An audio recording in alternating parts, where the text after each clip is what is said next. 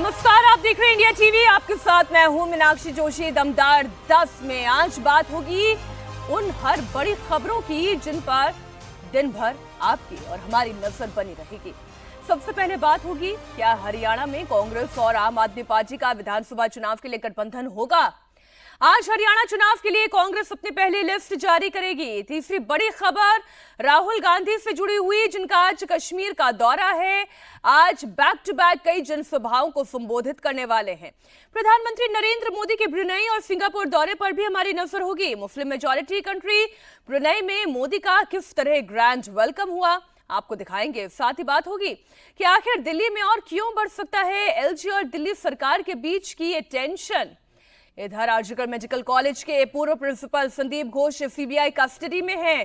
पूछताछ में क्या क्या राज खोले वो आपके सामने रखूंगी। उत्तर प्रदेश में ऑपरेशन भेड़िया कहां तक पहुंचा, डिटेल होगी आपके सामने। दमदार 10 में दक्षिण भारत में आसमानी आफत से कैसे मचा हाहाकार, तस्वीरों के साथ रिपोर्ट रखूंगी।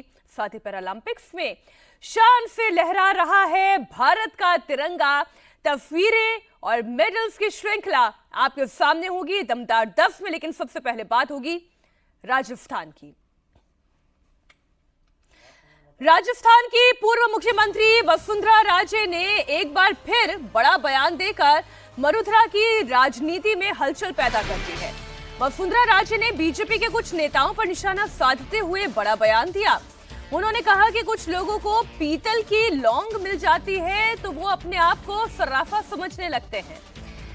साथ ही उन्होंने नसीहत भी दी।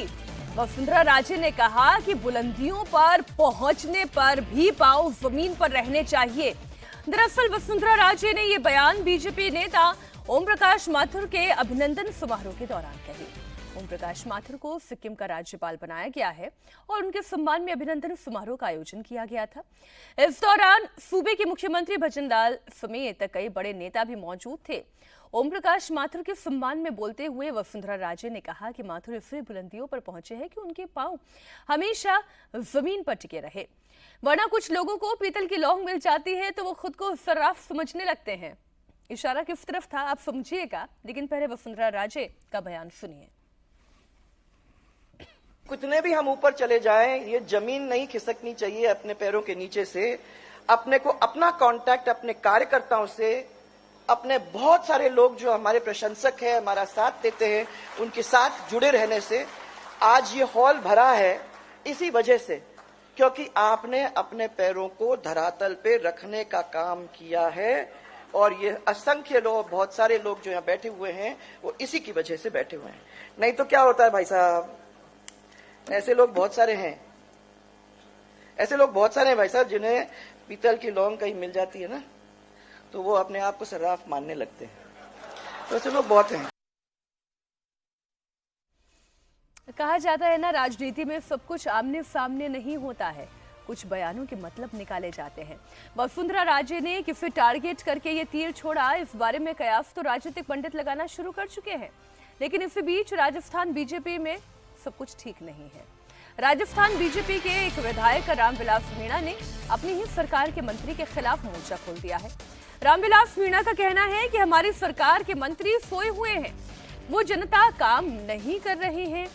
रामविलास मीणा लालसोट सीट से बीजेपी के विधायक हैं। उन्होंने मंत्री झाबर सिंह खर्रा की कार्यशैली पर सवाल उठाए।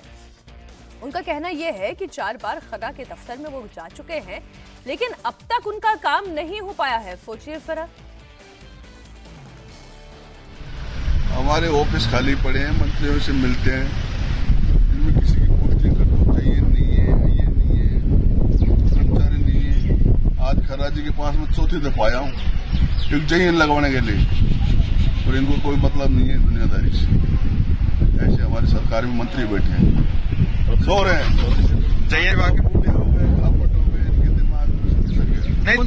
जयन कौन से डिपार्टमेंट का? नहीं, यूडीएच में। बीजेपी विधायक रामविलास मीणा अपनी ही पार्टी के मंत्री झाबर सिंह खर्रा पर काम न करने का आरोप लगा रहे हैं। इस पर राजस्थान की यूएचईटी मंत्री झाबर सिंह खर्रा की सफाई आई। खर्रा ने बीजेपी विधायक के आरोपों को खारिज कर दिया, कहा कि वो एक जेई का ट्रांसफर करवाने आए थे। मंत्री झाबर खर्रा का कहना है कि राजस्थान में अफसरों के ट्रांसफर पोस्टिंग पर रोक लगी हुई है, इसलिए उन्होंने इससे इनकार कर दिया। इस पर वो भड़क गए। मंत्री का कहना यह है कि वो इसकी शिकायत मुख्यमंत्री और प्रदेश अध्यक्ष से भी कर चुके हैं। बिल्कुल करनी चाहिए, कहीं कोई दिक्कत नहीं है शिकायत में। अगर मैंने कुछ गलत किया तो मैं भोगूंगा, उन्होंने गलत किया तो वो भोगेंगे। नाराजगी क्यों है? काम नहीं हो रही? नाराजगी क्या है? स्थानांतरण पर प्रतिबंध है, वो कहते हैं स्थानांतरण करो, तो मैं तो इतना सक्षम होने के प्रतिबंध में स्थानांतरण कर दूं। अब ये तो अगले का सोच है, मैं क्या कर सकता हूँ इसके बारे में।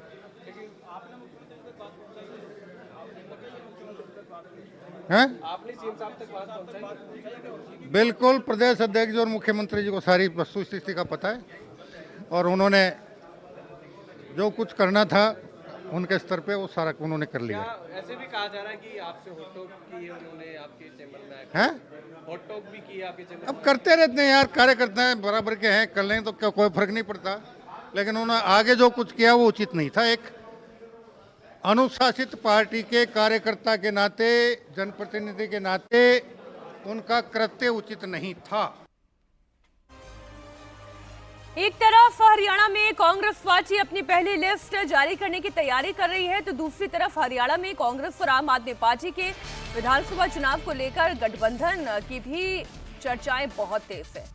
बताया जा रहा है कि केवल सीटों को लेकर ही पेच फंसा हुआ है। गठबंधन को लेकर आम आदमी पार्टी और कांग्रेस के बीच में कई राउंड की बातचीत हो चुकी है। कांग्रेस ने सीट बंटवारे पर चर्चा के लिए 3 सदस्यीय कमेटी का गठन किया। इसमें अजय माकन, दीपक बाबरिया, भूपेंद्र सिंह हुड्डा शामिल है। 3 सदस्यों वाली कमेटी गठबंधन को लेकर बातचीत करेगी और कांग्रेस के संगठन महासचिव केसी वेणुगोपाल इस बातचीत को सुपरवाइज करेंगे। सूत्रों के मुताबिक आम आदमी पार्टी 9 सीटों की डिमांड कर रही है, तो कांग्रेस पार्टी मैक्सिमम 7 सीटें देने पर ही राजी है। कांग्रेस ने 5 से 7 सीटों का प्रपोजल रखा है और सीटों पर डील फाइनल करने के लिए आज कांग्रेस के संगठन महासचिव केसी वेणुगोपाल और आम आदमी पार्टी सांसद राघव चड्ढा के बीच में 3rd राउंड की बैठक हो सकती है। आम आदमी पार्टी के साथ कांग्रेस की कुछ बात हो रही है, अभी कुछ निश्चित नहीं हुआ है। जैसे निश्चित होगा आपको बता दें। क्या समाजवादी पार्टी से भी बात कर रहे हैं, क्योंकि वो भी आपसे अलायंस पार्टनर में कई लोगों से बात होती है, कहते हैं उसकी जो इच्छा व्यक्त करते हैं, मगर कॉन्क्रीट डिसीजंस जो कुछ भी होगा समय आने पर आपको बताएं। क्यों वजह रही कि आम आदमी पार्टी को कंसीडर कर रहे हैं आप? They are our national alliance partner और कोई भी मौके पे, कोई भी समय पे भारतीय जनता पार्टी को हराने के लिए कोई आपके लाइक माइंडेड कोई साथी मिलते हैं और उसमें एक सर्वस्वीकृत कुछ सम्मति बनती है, तो जरूर से उसका फायदा उठाना चाहिए। उसमें क्या आपत्ति है?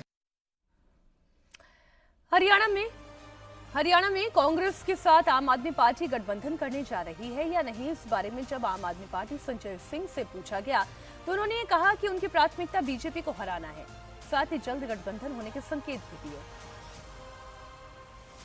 निश्चित रूप से भारतीय जनता पार्टी को हराना हम सबकी प्राथमिकता है। उनकी नफरत की राजनीति, उनकी जन विरोधी और किसान विरोधी राजनीति, नौजवानों के खिलाफ उनकी राजनीति को, महंगाई के खिलाफ जो हम लोगों का मोर्चा है, निश्चित रूप से उनको हराना हमारी प्राथमिकता है। लेकिन इसके बारे में आधिकारिक रूप से जो हमारे प्रभारी हैं हरियाणा के संदीप पाठक जी और सुशील गुप्ता जी, वो लोग इसके बारे में अंतिम फैसला बातचीत करके और इसकी सूचना केजरीवाल साहब को देंगे और उस हिसाब से निर्णय। विजयलक्ष्मी हमारे सहयोगी इस वक्त दिल्ली से लाइव जुड़ गई हैं। विजयलक्ष्मी, आपने कल भी ये जानकारी दी थी कि कई राउंड की बातचीत पहले ही 2 राउंड की हो चुकी है, लेकिन अभी सीटों पर कोई फाइनल मुहर नहीं लग पाई है। कहां पेच फंसा हुआ है और कितने सीटों पर ये गठबंधन हो सकता है?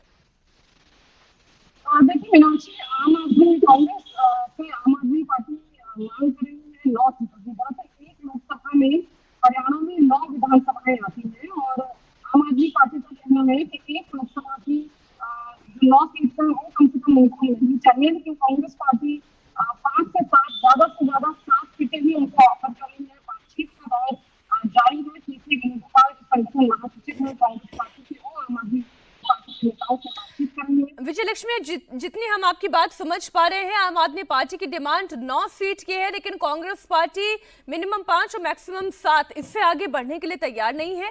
जल्द ही ये गठबंधन होगा, ऐसा आसार तो दिखाई दे रहा है। बहुत शुक्रिया फिलहाल पूरी जानकारी के लिए आपका। संजय सिंह के बयान से ये साफ है कि कांग्रेस और आम आदमी पार्टी में गठबंधन करीब करीब तय है, लेकिन सीट को लेकर दबाव की राजनीति हो रही है। हरियाणा से आने वाले आम आदमी पार्टी के सांसद सुशील गुप्ता का कहना है कि उनकी पार्टी सभी सीटों पर उम्मीदवार उतारने की तैयारी कर रही है। मैं तो बड़ी स्पष्ट ये बात बता रहा हूँ कि हमारा अभी फोकस है 90 विधानसभा पे तैयारी करने का, उस पर हम लगे हुए हैं, मजबूती से तैयारी कर रहे हैं। बाकी एक अनुशासित सिपाही होने के नाते हमारा राष्ट्रीय नेतृत्व कुछ भी फैसला ले, हम फैसले से बाहर नहीं हो सकते।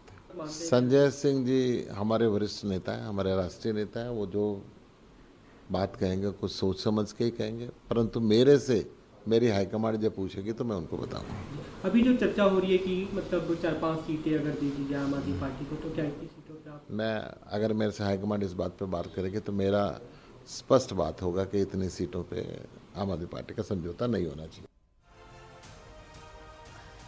उधर बीजेपी ने कांग्रेस और आम आदमी पार्टी के बीच चल रही बातचीत पर चुटकी ली। पार्टी नेताओं ने तंज कसते हुए कहा कि कांग्रेस में अकेले लड़ने की हिम्मत नहीं है, इसलिए वो साझेदार की तलाश में है। कल तक तो हरियाणा कांग्रेस के सारे नेता भूपेंद्र सिंह हुड्डा समेत बड़ी बड़ी हाँ करे थे कि हमारे पास इतनी एप्लीकेशन आई हैं। अब शायद संख्या भी पूरी नहीं हो रही, इसलिए आउटसाइड सपोर्ट ले रहे, और बाहर की सपोर्ट वो ही लेता है जो कमजोर होता है। कांग्रेस में अपने दम पर हरियाणा में चुनाव लड़ने का दम नहीं है, इसी कारण से अब ये आप पार्टी के साथ गलबैया मारे। अब बात दिल्ली की होगी। दिल्ली में एक बार फिर सरकार और उपराज्यपाल के बीच में अधिकारों की जंग लेकर एक नई लड़ाई शुरू हो सकती है, क्योंकि राष्ट्रपति ने दिल्ली के उपराज्यपाल की शक्तियों में इजाफा कर दिया है। अब दिल्ली के एलजी राजधानी में अथॉरिटी, बोर्ड, कमीशन या वैधानिक निकाय का गठन कर सकेंगे। लेफ्टिनेंट गवर्नर को अब यह अधिकार मिल गया है कि इसके अलावा इन सभी बॉडीज में मेंबर्स की नियुक्ति करने की भी पावर उनके पास होगी। यह अधिकार दिल्ली सरकार के पास थे पहले। गृह मंत्रालय कल देर रात एलजी की शक्तियां बढ़ाने से जुड़ा हुआ नोटिफिकेशन जारी कर चुका है। गृह मंत्रालय की तरफ से बताया गया है कि यह फैसला राष्ट्रीय राजधानी क्षेत्र दिल्ली सरकार अधिनियम 1991 के तहत लिया गया है। हमारे सहयोगी भास्कर मिश्रा जुड़ गए हैं। हर 6 महीने के बाद भास्कर एक नया चैप्टर खुल जाता है दिल्ली सरकार और लेफ्टिनेंट गवर्नर के बीच में टसल का। अब ये नया मुद्दा क्या है, जरा इसे समझाएं। देखिए, दिल्ली अमेंडमेंट एक्ट जब पास हुआ था संसद में, तभी ये शक्ति एलजी को दे दी गई थी। दरअसल दिल्ली में बहुत सारी ऐसी बॉडी है, जैसे जल बोर्ड है, दिल्ली महिला आयोग है, इन सब पे जो नियुक्ति होती थी वो दिल्ली सरकार दिल्ली के सीएम के जरिए करते थे। लेकिन नए कानून के बाद, अमेंडमेंट के बाद, ये सारी शक्तियां दिल्ली के एलजी को मिल गई थी, और इसको सिर्फ नोटिफाई नहीं किया गया था। सरकार को ये अच्छी तरह से पता था कि एक दिन होना है, और ये कब होना है ये जानकारी नहीं थी। यही वजह है कि दिल्ली महिला आयोग की अध्यक्ष कोई नहीं है। अगर आप देखें अभी तो पिछले कई महीनों से यह पद खाली पड़ा हुआ है, क्योंकि सरकार को ये अच्छी तरह से पता है कि वो शक्ति अब उनके पास नहीं है, वो नियुक्ति नहीं कर सकते इस पे, और वो एलजी ही अब कर सकते हैं।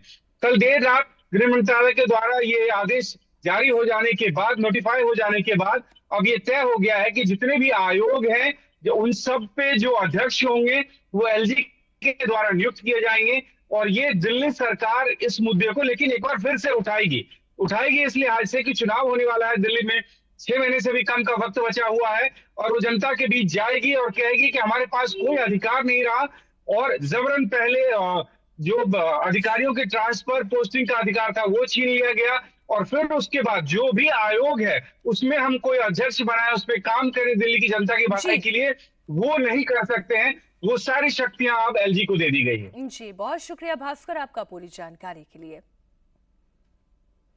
अब बात अखिलेश यादव की। अखिलेश यादव ने सीएम योगी पर अब तक का सबसे बड़ा अटैक किया है। अखिलेश यादव ने कहा है कि जब उनकी सरकार बनेगी तो वे गोरखपुर बुलडोजर भेजेंगे। अखिलेश यादव ने दावा किया है कि 2027 के विधानसभा चुनाव में उत्तर प्रदेश से बीजेपी का सफाया हो जाएगा और समाजवादी पार्टी की सरकार बनेगी। उन्होंने कहा कि उत्तर प्रदेश में समाजवादी पार्टी की सरकार बनते ही पूरे प्रदेश में बुलडोजर का रुख गोरखपुर की तरफ होगा। ये बातें वो समाजवादी पार्टी के कार्यकर्ताओं को संबोधित करते हुए कह रहे थे। उन्होंने आरोप लगाया कि बीजेपी की सरकार में प्रदेश हर स्तर पर पिछड़ता जा रहा है, विकास पूरी तरह रुक गया है। समाजवादी पार्टी के अध्यक्ष ने संविधान और आरक्षण के मुद्दे को और धार देने की बात कही। अखिलेश यादव ने कहा कि सामाजिक न्याय के लिए जातीय जनगणना का होना आवश्यक है और समाजवादी पार्टी इन्हीं मुद्दों को लेकर जनता के बीच जा रही है।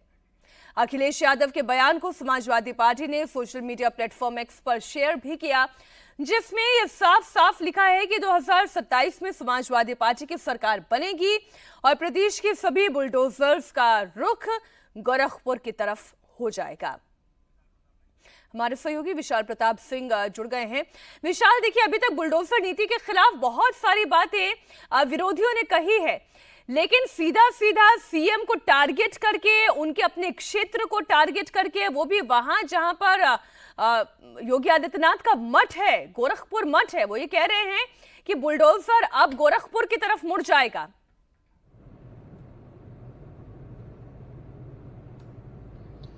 मीनाक्षी, जब से लोकसभा चुनाव के परिणाम आए हैं तब से समाजवादी पार्टी और खासतौर पर अखिलेश यादव यानी कि समाजवादी पार्टी के सुप्रीमो, समाजवादी पार्टी का जब भी कोई मंच होता है, कोई भी मौका होता है, तो वो योगी आदित्यनाथ पर या सरकार पर हमले करने में नहीं चूकते हैं। लेकिन अब हमला बहुत पर्सनल हो गया है और इस तरीके का हो गया है कि जिस बुलडोजर नीति का समाजवादी पार्टी लगातार विरोध करती है, हर प्लेटफॉर्म पर विरोध करती है, और वो ये बात भी कहती है कि 2027 में हमारी सरकार बनेगी तो बुलडोजर का जो मुंह होगा वो गोरखपुर की तरफ होगा, यानी कि जो हम कार्रवाई करेंगे वो गोरखपुर की तरफ करेंगे। लेकिन आपको बता देंगे, एक बात को बिल्कुल दर्शकों को भी पता होना चाहिए मीनाक्षी, की जिस समय समाजवादी पार्टी ने इस तरीके का आरोप लगाया है, आज से 5 साल पहले चलना पड़ेगा। गोरखपुर में जो गोरखनाथ मठ की जो मंदिर की बाउंड्री है, उनको खुद मुख्यमंत्री योगी आदित्यनाथ ने तोड़वाया था और यह कहा था कि इस रास्ते को चौड़ा होना बहुत ज्यादा जरूरी है और सभी दुकानों को वहां पर अलग तरीके से एडजस्ट किया गया था, मुआवजा देकर के भी। तो सवाल ये उठता है कि अपने लोगों के बीच, अपने कार्यकर्ताओं के बीच जब अखिलेश यादव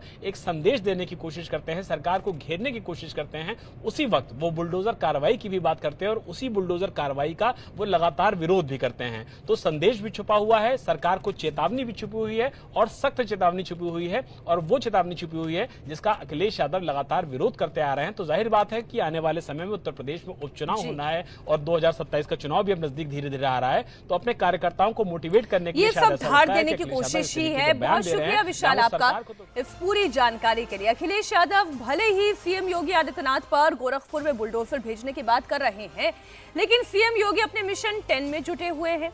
आप जानते हैं उनकी नजर विधानसभा के उन 10 सीटों पर है जहां पर उपचुनाव होने वाले हैं। इस कड़ी में सीएम योगी आज फूलपुर जाने वाले हैं, जहां वो 5000 से ज्यादा युवाओं को नौकरी के ज्वाइनिंग लेटर सौंपेंगे। साथ ही छात्रों में 10,000 से अधिक स्मार्टफोन और टैबलेट का वितरण किया जाएगा। फूलपुर में रोजगार मेले के साथ ही ऋण मेले का भी आयोजन किया जा रहा है, जिसमें मुख्यमंत्री योगी आदित्यनाथ ऋण के तौर पर 600 करोड़ का वितरण करेंगे। सीएम योगी 17 अगस्त से लगातार किसी न किसी विधानसभा क्षेत्र में जा रहे हैं। 17 अगस्त को सबसे पहले वो अंबेडकर नगर गए थे, जहां के कटेरी विधानसभा सीट पर उपचुनाव होने हैं। इसी तरह 18 अगस्त को अयोध्या, जहां के मिल्कीपुर में चुनाव होना है। 22 अगस्त को मुजफ्फरनगर, जहां के मीरापुर सीट पर उपचुनाव है। 23 अगस्त को गाजियाबाद, 27 अगस्त और 3 सितंबर को मैनपुरी का दौरा हुआ। अब सीएम 2 बार मैनपुरी जा चुके हैं, जहां की करहल सीट पर उपचुनाव है। कल उन्होंने करहल से ही अखिलेश यादव पर बड़ा निशाना साधा था। 2017 के पहले हर नौकरी बिकती थी, उसकी नीलामी होती थी, वसूली में चाचा और भतीजा समान के भागीदार होते थे, और बाद में जब ज्यादा वसूली होती थी तो चाचा को धकेल दिया जाता था, भतीजा अकेले ही बैग लेके भाग जाता था। यही दृश्य पूरे प्रदेश का हुआ करता था। विकास के नाम पर भी यही लूट खसोट मची हुई थी, यही लूट पूरे प्रदेश में बची हुई थी। बहनों और भाइयों, इनको मैनपुरी की चिंता नहीं थी, इनको इटावा की चिंता नहीं थी, इनको स्वयं की चिंता थी। और इसीलिए जब उनको लगा कि अब उत्तर प्रदेश सुरक्षित नहीं रहा तो इन लोगों ने तो अपने लिए दुनिया के अलग अलग देशों में द्वीप खरीद लिए होंगे, लेकिन बहनों और भाइयों, हमें और आपको तो इसी प्रदेश में रहना है। चाचा की तो नियति ही है हमेशा धक्का खा करके वहीं पड़े रहना, लेकिन बहनों और भाइयों, उत्तर प्रदेश वासियों को धक्का खाने की आदत से अपने आप को उभारना पड़ेगा। सम्मान के साथ राष्ट्रवादी मिशन का सिपाही बन करके आगे बढ़ने की हमें आदत डालनी पड़ेगी। अब बात राहुल गांधी के मिशन कश्मीर की। जम्मू कश्मीर विधानसभा चुनाव के पहले फेज की वोटिंग से पहले कांग्रेस नेता राहुल गांधी एक्टिव हो गए हैं। राहुल गांधी 2 दिन के लिए जम्मू कश्मीर के दौरे पर हैं, जहां वो चुनावी सभा को संबोधित करेंगे। राहुल गांधी की पहली जनसभा जम्मू रीजन के रामबन में है, जहां दोपहर करीब 12 बजे पब्लिक मीटिंग होगी। इसके बाद अनंतनाग के लिए रवाना हो जाएंगे। दोपहर करीब 1:30 बजे अनंतनाग में दूसरी रैली को संबोधित करने वाले हैं। इस दौरान वो कांग्रेस उम्मीदवारों के लिए वोट मांगेंगे। आपको बता दें कि जम्मू कश्मीर में 18 सितंबर को पहले चरण का मतदान होना है, जिसमें 22 विधानसभा सीटों पर वोट डाले जाएंगे।